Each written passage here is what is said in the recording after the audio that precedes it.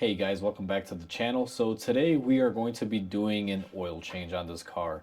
Now, this is going to be just a quick guide slash tutorial, whatever you want to call it. I'm not going to go cover everything. I'll just give you little tips and tricks and show you little snippets of me doing it. So essentially where you want to begin is the car should be warmed up. You always want to change your oil warm, that way it thins out and you can get pretty much almost all of it out. The next stage is you're going to want to come here and remove your oil cap. Make it a habit to remove this. The reason why you want to remove it before you change your oil or drain it is you'll give it like a little vacuum effect. If you could get fresh air here, it'll actually make the oil drain out a lot quicker. So that's essentially what you do from the top. The next step is you got to basically raise the vehicle up, however method you choose to do so. Now I'm in the shop, so we have a lift. I'm gonna go ahead and get the car up in the air and then I'll set you guys up to show you underneath what we do. Okay guys, so the first step in changing the oil is going to be to remove your drain plug. You want to basically locate your oil pan for your engine. Now in this Honda's case, this is the oil pan. Normally the transmission, you'll see an axle coming out of it. I'll kind of zoom you guys up here. You can see this axle goes to the transmission, so therefore that part right there would be the transmission side. Now we are going to focus on this side. This is the engine oil pan here, and the way that you change your oil. Now I'm going to do this for video purposes. I'm going to show you where you drain it and how to get the filter off. So essentially this one is a 17 millimeter. You're going to want to put your wrench on there. You're going to want to basically crack this loose and remove this plug slowly until the oil starts coming out of it. So after you remove this, you want to let the oil drain out for at least 15 minutes. That way you can get all the oil out. And what eventually will happen, instead of a stream coming out of here, you'll just get like little drips. If it starts dripping like one little drip every couple seconds, I'd say you're good to go. You want to do at that stage is basically you want to reinsert this by hand, and you're going to take your wrench. Now, a lot of people have a different way of doing this. Like a lot of lube shops around here in the Chicago area, they will crank these on like crazy. Now, even this wrench that I'm using is way too big and has too much torque for doing this, but this is for demonstration purposes. You don't want to go on here once you've hand threaded it on and it stops. You don't want to go on here and just go crazy and give this thing a whirl. What you want to do basically is once it's snug, you're just going to want to move it a little bit, and it doesn't take too much effort, guys. Just, not a lot is essentially what you want to think of. You just put it on, it's nice and tight, and you're pretty much good to go. So once you drain the oil, the next step is to basically remove your oil filter. Now, on this vehicle, the oil filter is located right above here. So there's no good way for me to remove this filter and show you guys at the same time because my camera will eventually get wet with oil. So the best way to do this is this way, and I'll just kind of show you here. I use a wrench like this. This is a filter wrench.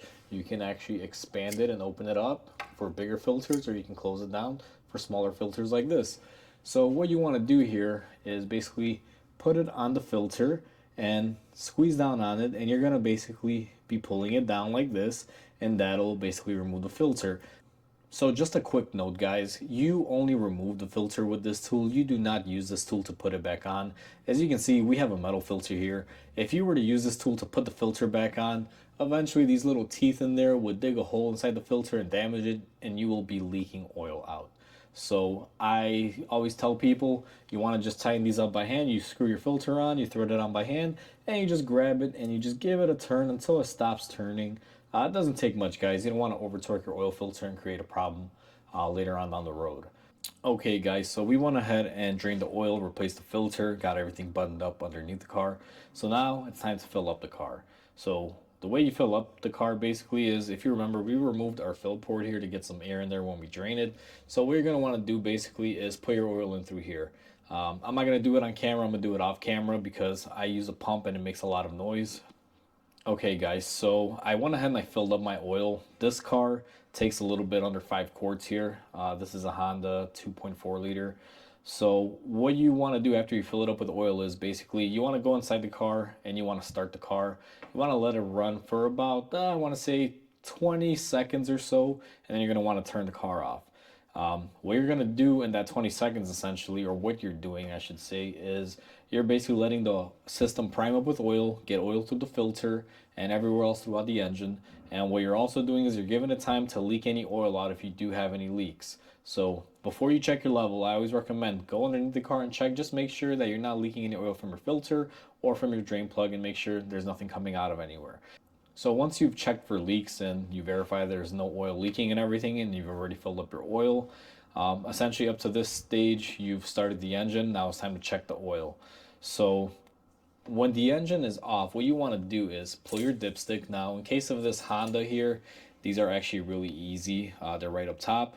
You're going to want to take a rag and you're going to want to wipe off your oil stick here. So let me zoom you guys in on this so you can kind of see. I don't know how well it's going to pick up, but you have two dots there. Essentially, here is the minimum mark, and that's the full mark. You like to generally be in between these two marks. So what you're going to want to do is you pull out the dipstick, you're going to wipe it, and what you're going to basically do is go back in there when it's clean, and remember, engine off, and you're going to want to dip it back in there and take it out, and then you're going to look at the level. Okay guys, so I've pulled my dipstick out, and basically, hopefully you guys can see here, your level, you can kind of pick it up on the camera. Let me see. You can kind of see where I'm at. I'm happy with that. I'm not all the way up on the high mark, and I'm also not on the low mark. I'm at about 75 to 85% of that high mark up there, and I'm pretty happy with that. You want to be in between it. It's not that mechanics are ripping you off when they don't fill it up all the way to that very top line. Is you want to have a little bit of breathing room inside the engine. If you go all the way to that full mark and you over pressurize it or you overfill your crankcase, what will basically happen is oil will find the path of least resistance and basically will want to come out. Because you guys have to remember, your engine is pressurized, at least in the crankshaft area. So any oil that you overfill takes up any air gap. Therefore, your engine will find the path of least resistance and it will start leaking out of various places. They could leak out of a valve cover, could leak out of an oil filter. There's numerous places where it could potentially have a leak if you overfill it, and you can do some damage. If you do wind up overfilling your engine by a lot, you can actually hurt the engine. I've seen engines where people overfill them by 5 quarts and they start smoking up the shop because they're sucking in the oil and burning it. I've seen it cause blown engines. I mean, there's a variety of reasons why you shouldn't overfill your oil. So you want to make sure to top it off correctly. So with that said, guys, that's basically a basic tutorial of how to do an oil change. If you guys have any comments, questions, or anything, please feel free to write it down in the comments. Like always, I tell people to please like and subscribe. It'll help my channel grow, and I'll keep making great content like this for you guys. So until the next repair, hope you guys have a great day, and I'll catch you on the next one.